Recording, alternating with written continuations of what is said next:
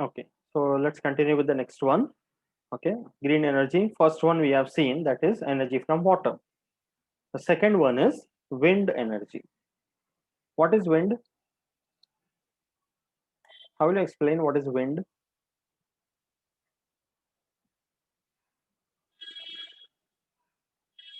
Yeah. The flow of air. Okay, the flow of air from one place to another, उसको हम लोग wind बोलते हैं, right? So, are there places in India that gets good amount of wind throughout the year? Wind मिलता है India में normally, जैसे अभी अगर हम मौसम देखेंगे तो here it is not that windy.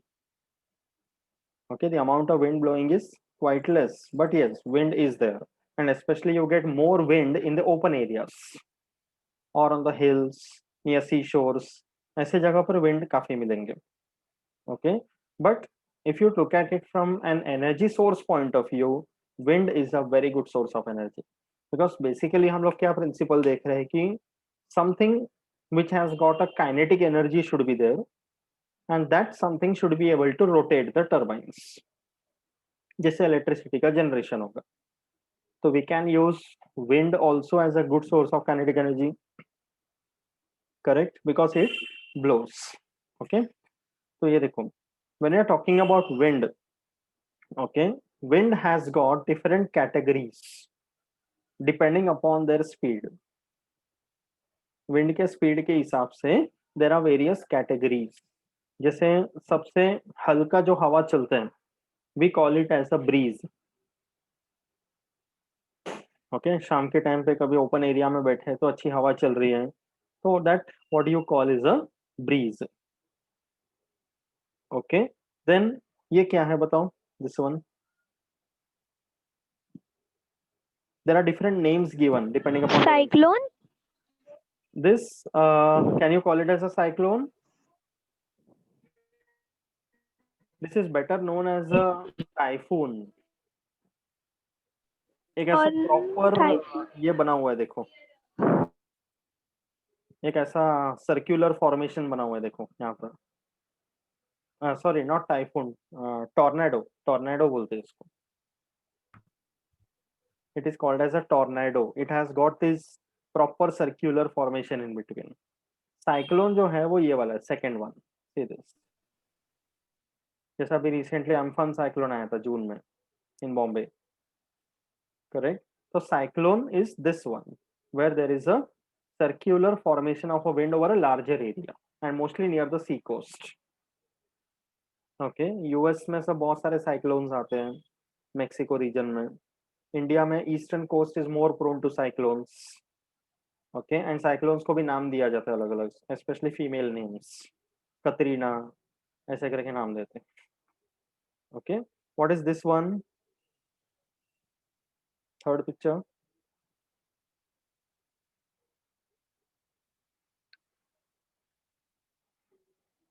Yes, this will be called as a storm,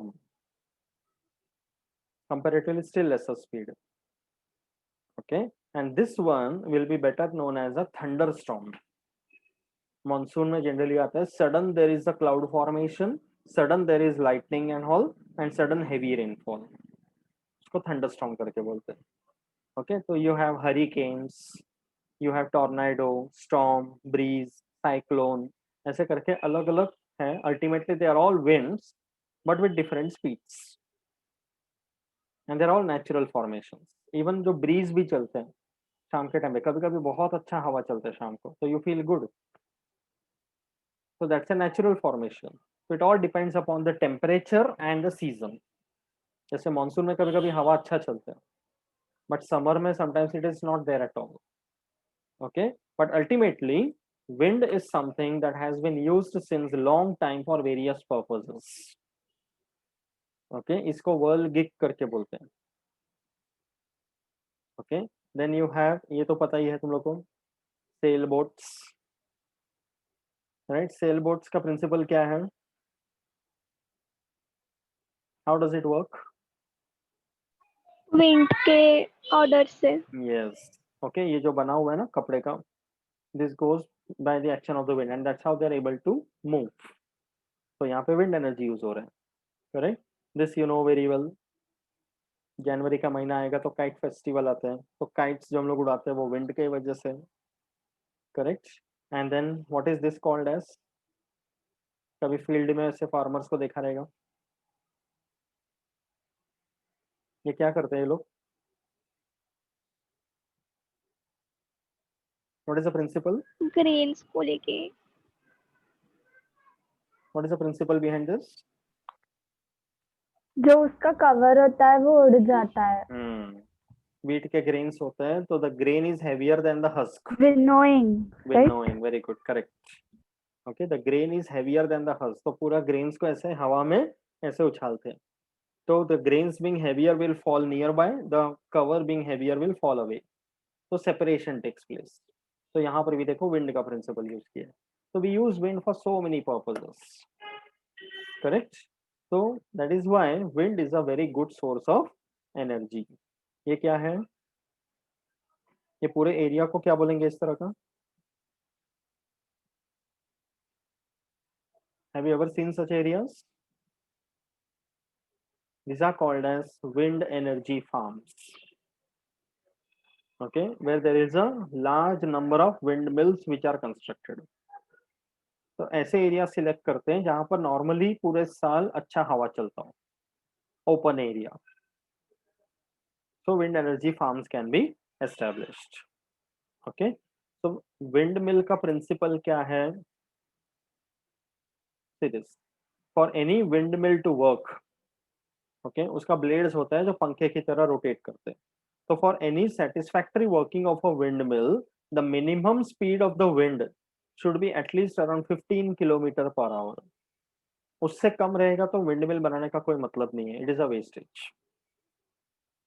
Getting it? So actually, at least it should be 15 kilometre per hour, okay. And most environmentally benign source, मतलब hardly causes any damage environment को, because ये पंखे से पंखा जैसा हवा चल रहा है, एंड जो विंड चलता है वो भी सोलर एनर्जी की वजह से ही हो ना, because there is no difference in the temperature the wind goes, and temperature is because of solar energy, so that is why wind energy is said to be a byproduct of solar energy, correct। And another drawback about wind energy is that वो intermittent source है और much less predictable source है, you cannot predict कि wind होगा कि नहीं होगा। हम टेम्परेचर को प्रेडिक्ट कर सकते हैं, ह्यूमिडिटी को प्रेडिक्ट कर सकते हैं, विंड को नहीं प्रेडिक्ट कर सकते, so that is one drawback, okay। And Asian region में सबसे पहले विंडमिल्स के बारे में अरब राइटर्स ने लिखे थे somewhere around 1000 AD, in that year, तब से चलता आ रहा है विंडमिल के बारे में, okay. And then the idea got transported to Europe, America and the rest of the world, ठीक है। तो ये देखो, this map will give you an idea कि इंडिया में अलग अलग जगह पर विंड का क्या स्पीड है approximately throughout the year, okay. तो the ones which you can see in red और डार्क रेड, वहां पर साल भर ज्यादा हवा चलता है, wind speed in metre per second, the red ones are high wind speeds, and जो ब्लू वाले हैं वहां पे विंड कम है। तो you can see mostly the western part of our country experiences high wind speed as compare towards the eastern part. तो waste से लेकर ईस्ट की तरफ यू कैन सी विंड के स्पीड में डिफरेंसेस है, ओके। तो climatologist can give you this kind of data, satellite images से पॉसिबल है आजकल, करेक्ट, ये सैटेलाइट इमेज के थ्रू ही बना हुआ है, ठीक है। तो based on that wind energy का पोटेंशियल क्या है, see this, out of amount of whatever amount of solar energy that the earth receives, okay, slightly more than 2% is converted to wind power in today's date। मतलब बहुत कम ही हम लोग use कर रहे हैं विंड एनर्जी को, ओके। तो इसमें एनर्जी कितना है देखो, more than 1.1 into 10⁻17 mega joules per year, okay. मतलब 2 million times more than the total energy that has been used by human population in 2010।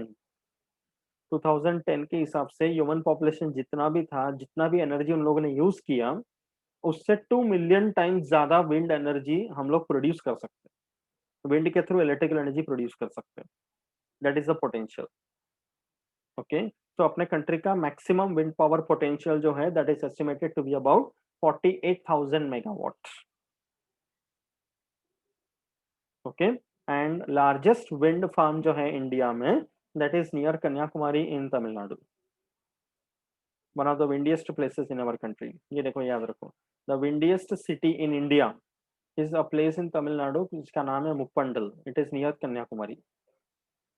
Okay, it has got the highest concentration of wind farms in Asia and third highest in the world, so we have a huge potential. ये देखो, okay, it is in Tamil Nadu in that area मुप्पंडल करके, and this is how a huge wind farm is created.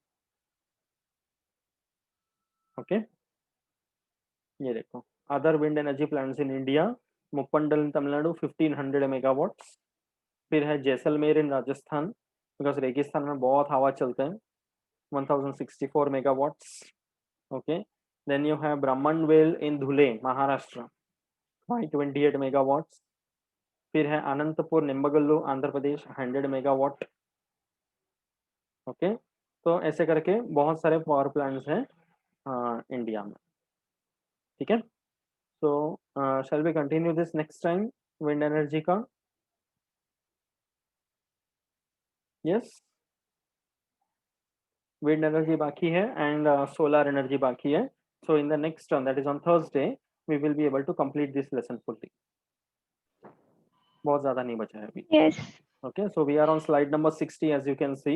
This one consists of around say 82 slides or something. तो बाकी पूरा ये Thursday को खत्म कर देंगे हम लोग. चलेगा तुम लोग को? Okay, because हाँ. looking at your responses and expression, I think थोड़ा saturate हो गए हो तुम लोग. Is it so? I can understand. Topic थोड़ा सा different है. नहीं ऐसा Exam. कुछ नहीं। नहीं, ये वाला अच्छा है, मतलब अभी जो इसमें आया वो अच्छा, पहला वाला बोरिंग था. ओके, दिख रहा था वो. ओके, ठीक है, बट कांट हेल्प इट ना, सम थिंग्स अभी now you are able to understand कि बायोलॉजी में हम लोग इसको क्यों पढ़ रहे हैं करके, बिकॉज इट इज एन ऐसा कॉम्बिनेशन ऑफ बोथ कि एनवायरनमेंट का अर्थ में इसका क्या इंपॉर्टेंस है. Correct, that's why we are learning this topic over here. No problem. तो अभी ज़्यादा नहीं बचा है लेसन में, तो Thursday we will be done with this lesson also. ये खत्म हो जाएगा, उसके बाद हम लोग शुरू करेंगे क्लासिफिकेशन ऑफ एनिमल्स. ठीक है, that is going to be another interesting topic. तो बोलो. जो न्यूक्लियर पावर प्लांट का डायग्राम है उसमें कंट्रोल रॉड्स की जगह कंट्रोल पॉड्स लिखा है. टेक्स्ट बुक में? हाँ. अरे वाह, very good. Pods it is rod. तो वहाँ रॉड्स कर दो या पॉड्स ही लिखा है. कॉर्ड नहीं, control rods, that is the correct. वहाँ चेंज कर दो या एग्जाम में वैसा ही लिखना पड़ेगा. या आई थिंक एग्जाम में it's better you follow the text book, because that is something I can't tell. Board exam में क्या करेंगे कैसे, आई डोंट नो ना, whether they will follow the text book और not. But The chord correct से thing कि is- rod से है. It should be rods. Chords लिखा है क्या, सी लिखा है? PODS. CODS. P. CODS. PP. P for parrot. Parrot. हाँ. Yes. हे भगवान, पॉड्स कहाँ से आ गया? नहीं नहीं, it has to be rods. Pod is a type of a fruit, जैसे मटर छिलते हैं ना लोग, वो पॉड होते हैं. कंट्रोल पॉड नहीं हो, मिस्टेक हो गया रहेगा, स्पेलिंग मिस्टेक. तो इट इज कंट्रोल रॉड्स. ठीक है. Okay, so everyone should also start preparing environment management lesson, which I will take on this weekend. ठीक है, तो सब लोग उसका भी तैयारी शुरू करो. And Sneha and Diksha, this time you have to be prepared, okay? Aditya. तो Yes. हाँ, बोलो. जो इंटरनेशनल ऑर्गेनाइजेशन या फिर इंडिया के जो भी है उस पर आप लाइक फुल फॉर्म्स के सिवा कुछ पूछोगे क्या, मतलब शॉर्ट नोट या फिर ऐसा कुछ? टेक्स्ट बुक में जितना है उसके हिसाब से पूछूंगा मैं. तो all the acts and laws which are there, वो सब भी आ सकता है. whatever is given in the text book, learn everything in and out. Okay, test के टाइम पे I won't be asking anything outside your textbook. ठीक है, for the brief answers at least. Objective type में थोड़ा इधर उधर का application type question आ सकते हैं, but obviously from the text book as you have seen in the last 2-3 papers, direct question तो मैं बहुत कम ही पूछ रहा हूँ. It will be an kind of an application type question. तो बहुत अच्छे से प्रैक्टिस करो फिर. ठीक है, learn that lesson, it is very important. चलो, will stop here for the day. Okay, see you on Thursday. Bye everyone, good night. Bye.